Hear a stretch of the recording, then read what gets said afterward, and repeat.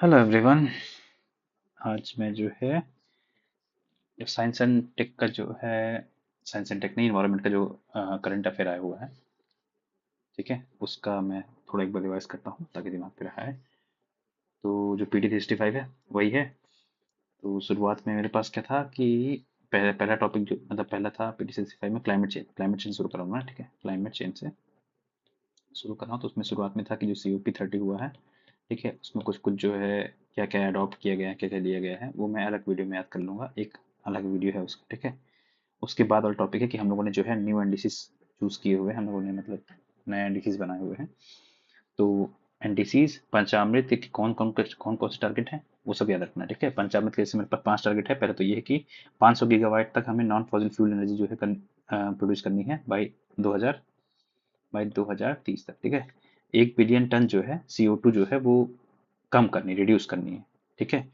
2021 से लेकर 2030 तक जितना CO2 निकलेगा होगा हमारे एटमॉस्फेयर में, उससे 1 बिलियन टन तक जो है कम करना है, ठीक है। फिर उसके बाद ये था कि कार्बन इंटेंसिटी वो तो पता है 45%, 50% जो है हमें जितनी भी हमारी इलेक्ट्रिसिटी प्रोड्यूस होगी उसका 50% जो है हमें रिन्यूएबल एनर्जी करना है।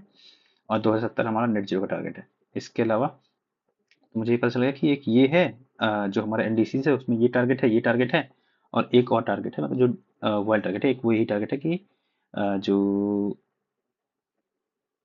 कार्बन को जो हमें कैप्चर करना है, कार्बन को जो कैप्चर करना है, अरे कहाँ गया ये, कैसे काम करता है कार्बन, कार्बन जो हमें कैप्चर करना है, ठीक है, कार्बन जो कैप्चर करना है वो कितना करना है, वो था मेरे पास कि 2.5 से लेकर के to 3 billion tons of CO2, ठीक है, टन्स ऑफ CO2 ये मुझे कम करना था। ये मेरे पुराने पुराने एनालिसिस थे, अब चेंज हो गया है। और चेंज क्या क्या हुआ है कि ये जो, अब देखो चेंज क्या क्या हुआ है, कलर चेंज करते हैं, देख तो कलर कहाँ चेंज होगा भाई। चेंज क्या क्या हुआ देखो, ये जो एक तो पहली बात तो ये जो 2.5 था, 2.5 से लेकर के 3 बिलियन टन था, तो इसको चेंज कर दिया गया है। ये तुम्हें याद होगा ना कि इनका सबका बेस ईयर कितना 2005 है, ठीक है ना। एक तो इसका और एक तो इसका, ये नहीं है, ठीक है, और एक इसका 2005 बेस ईयर, ठीक है। इसका कितना हो गया है 3.5 से लेकर के 4 बिलियन टन तक।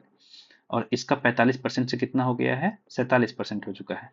और इसका 50% लेकर के 60% तक हो गया, ठीक है। इसे ही यहाँ क्वेश्चन में दिया हुआ था कि देखो इंडियन एनडीसीज फॉर 31 से लेकर 2031 से लेकर के 2031 से लेकर के guide by the vision of विकसित भारत, ठीक है ना। In this context consider following statement, ये देखो एमिशन इंटेंसिटी जो है वो 47% हो चुकी है और 60% तक इलेक्ट्रिक पावर इंस्टॉल कैपेसिटी जो है वो नॉन फॉसिल फ्यूल से करनी है, ठीक है।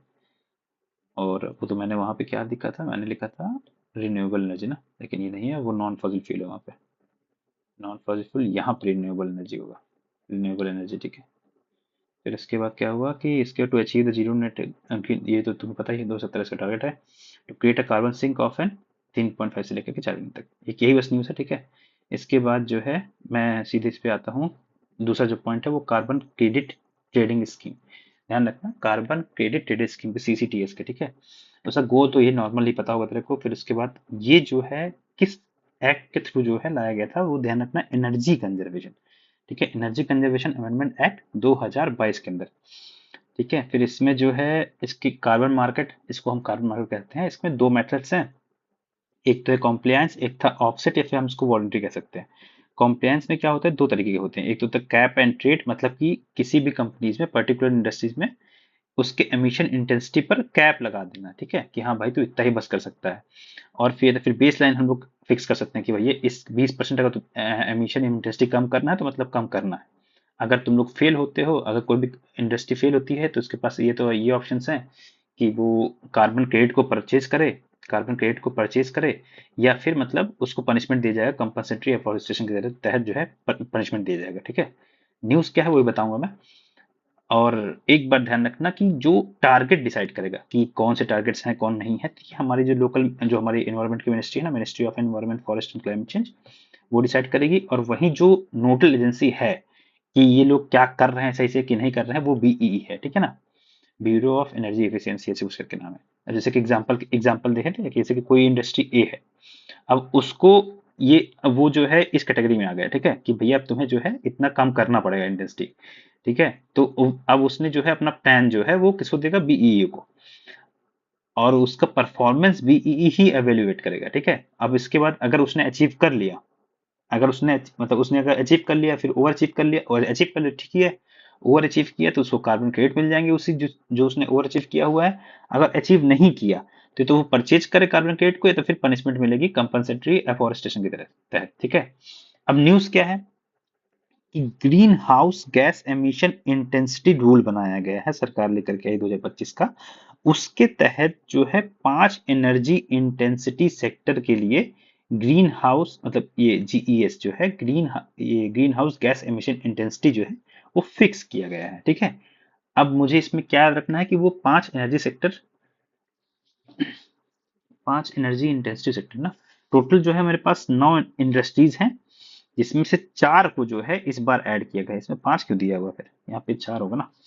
4 को जो है इस बार नए रूल से ऐड हुई है। वो कौन कौन सी, aluminium cement industry, aluminium industry, charcoal एल्काइन industries and pulp and paper industries.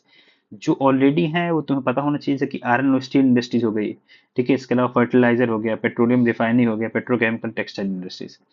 एक बार ये भी देखना कि it is India first legally binding emission, legally binding, India का पहला legally binding emission reduction target है फॉर कार्बन हैवी इंडस्ट्रीज। ये मैं इसलिए लिखा हूं क्योंकि इस पे एक बार ये क्वेश्चन इस पे आए हुए, 2 क्वेश्चन इस पे आए हुए थे, पढ़ लो तुम्हें समझ में आ जाएगा, ठीक है।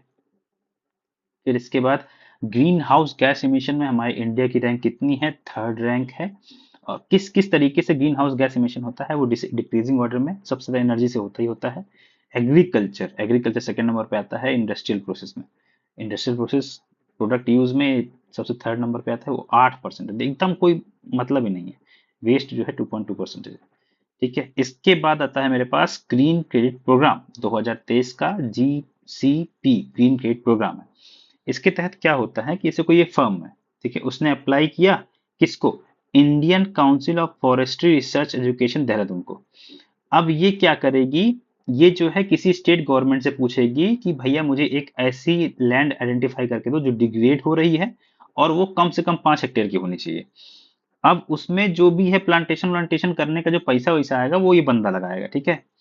अगर अगर 5 साल बाद, अब उसने पैसा लगा दिया, अब उसके 5 साल बाद देखा जाएगा कि अगर उसमें 40% से ज्यादा कैनोपी के साथ वो ट्रीज बचे रह गए, तो जितना ट्रीज होगा उसका एक क्रेडिट उसको आदमी को दिया जाएगा। तो अभी तक क्या होता कि ये क्रेडिट का जो है वो जो है कार्बन क्रेडिट की तरह होता था, इसको ये लोग यूज कर लेते थे। The forest land restored under the programme can be exchange for meeting compensatory afforestation, ठीक है ना, रिक्वायरमेंट्स अंडर द वन संरक्षण नियम अधिनियम के तहत जो है ये जो है इसको यूज कर लेते थे, कि मतलब इसको कार्बन क्रेडिट करे समझा जाए। लेकिन अभी न्यूज ये है कि जो हमारी मिनिस्ट्री है उसने कहा है कि इसको इस पे रोक लगाई जाएगी, ठीक है। मिस यूज कोई ना कोई हो रहा होगा तो इसलिए इस पे रोक लगाई गई है। और जो मतलब कि जो क्रेडिट तुमको मिला हुआ है यहाँ पे वो नॉन ट्रेडेबल है, नॉन ट्रांसफरेबल है, और may be exchange once but can not be reuse, ठीक है। एक बार बस तुम एक्सचेंज करते हो लेकिन उसको दोबारा यूज नहीं कर सकते। ये उसकी बस पे इस न्यूज से पर्सपेक्टिव पे ये जो है क्वेश्चन वगैरह कर लेना। इसके बाद जो है हमें ये पता है कि पेरिस एग्रीमेंट में आर्टिकल 6 के तहत मतलब कि ये था कि मार्केट वार्केट जो है कार्बन क्रेडिट का मार्केट जो है वो स्टेब्लिश करना है, उसको देखना चुकना है। तो ministry of environment forest climate change जो हमारी खुद की मिनिस्ट्री, उसने एनडीए को अनाउंस किया है, नेशनल डेजिग्नेटेड अथॉरिटी को अनाउंस किया हुआ है। और इसका काम क्या होगा कि ये नोडल एजेंसी होगी अपॉइंट करती, ताकि वो पेरिस एग्रीमेंट के आर्टिकल 6 को इम्प्लीमेंट कर सके, ठीक है। मतलब ये जो है कि सबको पेरिस एग्रीमेंट में आर्टिकल 6 में लिखा हुआ है कि हर कंट्री को एक एक ना एक एजेंसी जो है स्टेब्लिश करनी होगी ताकि वो देखभाल कर सके। ऐसा ही तो हम लोगों ने ऐसा किया हुआ है, एनडीए, बस इतना ध्यान रखना, ठीक है। ये 3 चीजें तो हो गई। अब इसके बाद एक मीटिंग आई है कि जो मॉन्ट्रियल प्रोटोकॉल तुम्हें पता होना चाहिए, ठीक है, Vienna convention, Montreal protocol, Kigali agreement, इसकी जो है एमओपी 37 हुआ है। और इंडिया का क्या अचीवमेंट अभी तक रहा है मॉन्ट्रियल प्रोटोकॉल में, ठीक है। मॉन्ट्रियल प्रोटोकॉल मतलब ये कहते हैं कि जो हमारे पास ओडीएस है, ओजोन डिप्लीटिंग सब्सटेंस है, उसमें क्या अभी तक अचीवमेंट रहा है। तो जो सबसे पहले क्लोरोफ्लोरोकार्बन था तो उसको हमने 100% एलिमिनेट कर दिया है। हाइड्रोफ्लोरोकार्बन को हमने 67% तक अभी एलिमिनेट किया हुआ है, किससे, हाइड्रोफ्लोरोकार्बन से, ठीक है ना, हाइड्रोक्लोरोफ्लोरोकार्बन को हाइड्रोफ्लोरोकार्बन से, ठीक है। टिल 2025 तक हमने 67% तक जो है एलिमिनेट कर रखा है, सब्स्टिट्यूट कर रखा है। और हमारा टारगेट कब है? 2030 तक हमको इसको 100% तक लेकर के जाना है। और जैसे ही फिर HFC में आएगा, फिर HFC के बाद हम काम किस पे करेंगे? HFO पे, ठीक है। यही बस न्यूज़ है, यही बस दिमाग में रखना भी है। एक है net zero framework for global shipping. Global shipping याद रखो, ग्लोबल शिपिंग पे नेट जीरो करना है। तो जो शिपिंग के कारण जो हमारा कंट्रीब्यूशन होता है CO2 में, वो लगभग 3% के आसपास होता है। एटमॉस्फेयर में जो कंट्रीब्यूशन है शिपिंग कारण CO2 का, वो लगभग 3% के आसपास है, ठीक है। और एक मार्पोल कन्वेंशन है। मार्पोल कन्वेंशन किसका है? इंटरनेशनल मेट्रोलॉजिकल ऑर्गेनाइजेशन का एक कन्वेंशन है, मार्पोल, ठीक है। इसमें ये था कि मतलब ये देखो, एक इंटरनेशनल कन्वेंशन है for the prevention of pollution from the ships. Ships से जो भी पोल्यूशन आता है उसके प्रिवेंशन के लिए, उसको मतलब कि बचाने की, रोकने के लिए जो है ये कन्वेंशन है। इसी के अंतर्गत जो है net zero emission from ocean हमने अनाउंस किया हुआ था, मतलब कि IMO ने अनाउंस किया हुआ था net zero emission from ocean. और उसी के लिए जो है एक फ्रेमवर्क बनाया गया है, net zero framework for global shipping. हाँ, अगर नहीं कोई कर पाएगा तो उसके लिए फिर वही सब चीजें जो कार्बन क्रेडिट में होती हैं, कि उसको परचेज करना पड़ेगा, फिर कुछ करना पड़ेगा, वो सब हो जाएगा, ठीक है, अगर कोई नहीं कर पाता है अचीव तो।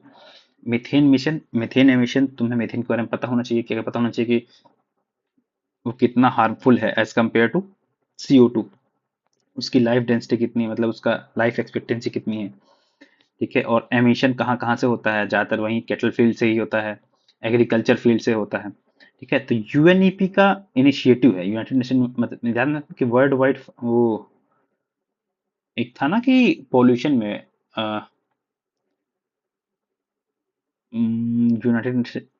UNEP का जो है एक इनिशिएटिव है, कौन सा? क्लाइमेट एंड क्लीन एयर, ठीक है ना, climate and clean air collision.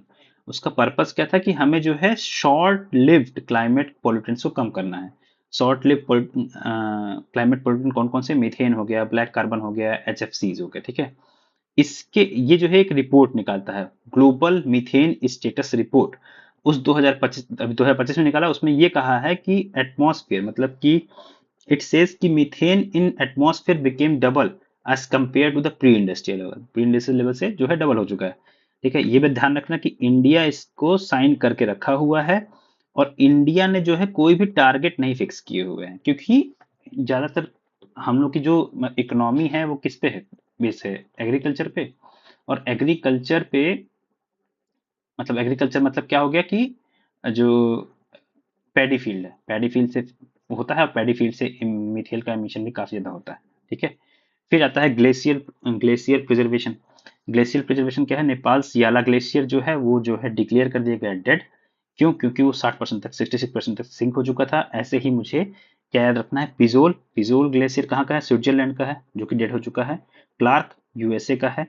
आयोलोको जो भी मेक्सिको का है। वेनेजुएला पहली कंट्री बन गई है वर्ल्ड में जिसके सारे के सारे जो है ग्लेशियर्स जो है डेड हो चुके हैं। लास्ट उसका कौन सा था? हम्बन बोल्ट ग्लेशियर, जो कि अभी रिसेंटली 2024 में डेड हुआ था, ठीक है। अब इसी से ही रिलेटेड एक काराकोरम एनामोली है। उसमें क्या होता है कि जो काराकोरम रेंज है, वहां के ग्लेशियर्स जो है बढ़ रहे हैं, ठीक है। ये हो गया। फिर इसके अलावा अदर इम्पोर्टेंट में मैत्री 2 आया है, कि हमारी जो है एक और जो है अंतरिक्ष स्टेशन जो है, अंतरिक्ष क्या, अंटार्कटिका में जो है एक और रिसर्च स्टेशन को स्टेब्लिश करने के लिए बात हुई है। तो ध्यान रखना है कि दक्षिण गंगोत्री पहले था, सबसे पहले दक्षिण गंगोत्री था, जो कि मतलब उसको अब जो है डिस्बैंड कर दिया गया है। क्यों? क्योंकि भाई उसको ठंडियों में छोड़ के चले आए थे, जब गर्मियों में वापस गए थे, देखा कि भाई साहब उसमें बर्फ रख जाएंगे, तो ये डिस्बैंड हो चुका था। तो अभी हमारे पास दो काम करने के लिए, मतलब दो जो काम करते हैं, वो मैत्रेयी है और भारती है, ठीक है। और जो आर्कटिक में है वो है हिमाद्री, ये ध्यान रखना है, ठीक है। अब जो है मैत्री 2 जो है, उसके लिए जो है यूनियन फाइनेंस कमीशन ने, फाइनेंस मिनिस्ट्री ने जो है परमिशन ग्रांट कर दी है, ठीक है। इसके अलावा नेट जीरो बैंकिंग अलायंस, इसको याद रखना है, ध्यान रखना कि क्वेश्चन इससे पूछ नेट जीरो बैंकिंग अलायंस किसका है? United Nation Environment Programme UNEP का है, 2021 में लेकर के आई थी बैंक्स को इनकरेज करने के लिए। बैंक्स जो है कि तुम लोग ऐसा करो, तुम लोग अब जो लोन है तुम लोग का, उसमें जो है कुछ मतलब कि नेट जीरो हमें जो है कार्बन फुटप्रिंट के लिए तुम लोग कुछ जो है कम करो, पर इसमें क्या हुआ कि कोई भी इंटरेस्ट जो है देश इंटरेस्ट नहीं जता रहा था, ऊपर साथ में सब लोग निकाल भी रहे थे, देश जो है निकल भी रहे थे, तो इसीलिए इसको रिसेंटली इस बार डिसॉल्व पहली बार हुआ है कि 2021 में, मतलब पहले इतनी कोई चीज जो है डिसॉल्व हो गई है। ठीक है, अब फिर इसके बाद अमेजोन फेस, मतलब इसके बस अमेजोन फेस से अगर पूछ लिया कि रिसेंटली न्यूज में रहा है, तो अमेजोन फेस क्या था? Free air CO2 enrichment project है, जो कि ब्राजील ने लॉन्च किया हुआ है। ठीक है, इतना बता ना कि फेस का मतलब है free air CO2 enrichment project. ठीक है, इसके बाद टर्म्स एंड कॉन्सेप्ट्स में तो क्लाइमेट टिपिंग पॉइंट याद रखना। टिपिंग पॉइंट मतलब वो होता है कि अगर उसको क्रॉस कर गया तो उसके बाद अब जो है वो इरिवर्सिबल है, अब चेंज इरिवर्सिबल नहीं हो सकता। जैसे कि अब इसने जो है कोरल रीफ्स ने जो है वो टिपिंग पॉइंट क्रॉस कर लिया, तो अब कोरल रीफ्स वहां उग ही नहीं सकती है। आर्कटिक एम्प्लीफिकेशन तुम्हें पता होना चाहिए कैसे कि आर्टिक एम्प्लीफिकेशन क्या होता है कि जो आर्टिक रीजन है वहां पे ज्यादा जो है, अगर एवरेज टेम्परेचर 1.5 के आसपास बढ़ रहा है, 1.5 या 2 के आसपास बढ़ रहा है, तो यहाँ पे जो है 4-3 के आसपास बढ़ रहा होगा।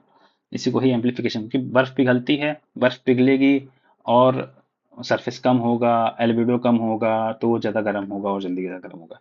रिपोर्ट्स, दो रिपोर्ट्स याद रखनी है। एक रिपोर्ट याद रखनी है एनर्जी ट्रांजिशन इंडेक्स ETI 2025 में आई हुई है। उसमें क्या हुआ है कि पहली बात तो ये कि किसकी है, वो वर्ल्ड इकोनॉमिक फोरम की है। ठीक है ना, वर्ल्ड इकोनॉमिक फोरम की है। किसकी? Energy transition index. इंडिया इसमें डिग्रेड हुआ है, सबसे इंपॉर्टेंट बात ये है।